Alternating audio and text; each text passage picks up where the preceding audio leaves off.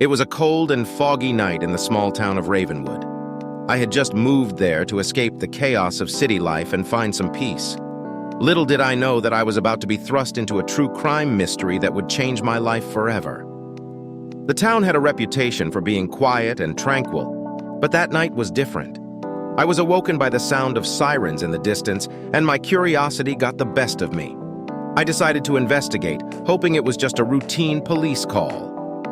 As I approached the scene, I noticed the flashing lights of several police cars surrounding a quaint Victorian house at the end of the street.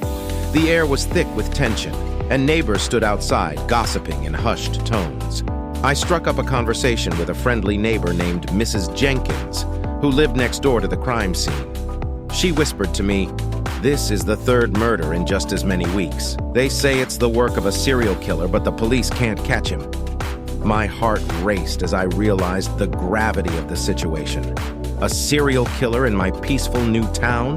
I couldn't believe it. Over the next few weeks, the town lived in fear as the serial killer continued to strike.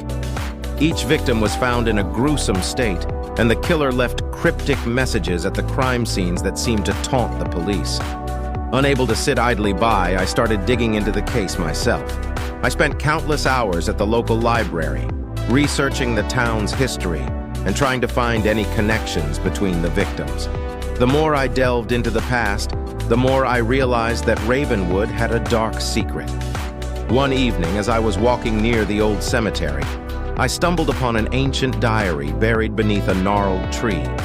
It belonged to a long-deceased resident named Samuel Blackwood. The diary contained chilling entries about a series of murders that had occurred in the town over a century ago. The similarities between the historical murders and the recent ones were uncanny. I became convinced that the current serial killer was somehow connected to the events of the past. With the help of a local historian, I began unraveling the mystery, following the trail of clues left by Samuel Blackwood. As I got closer to the truth, I found myself in grave danger.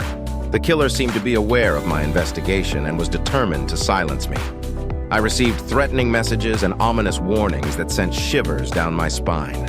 Despite the risks, I persisted, determined to unmask the killer and bring justice to the town. My journey took me through hidden tunnels beneath the town, old forgotten documents, and encounters with eccentric town residents who seemed to know more than they let on. Finally, one fateful night, I confronted the killer in a dramatic showdown at the same Victorian house where it all began. The truth was more horrifying than I could have ever imagined, and the killer's motive sent shockwaves through the town. With the evidence I had gathered, I helped the police apprehend the serial killer, bringing an end to the reign of terror that had gripped Ravenwood for far too long. The town slowly began to heal, but the scars of those dark days would never truly fade. My life had changed forever, and I couldn't help but wonder if I had made the right choice in seeking the truth.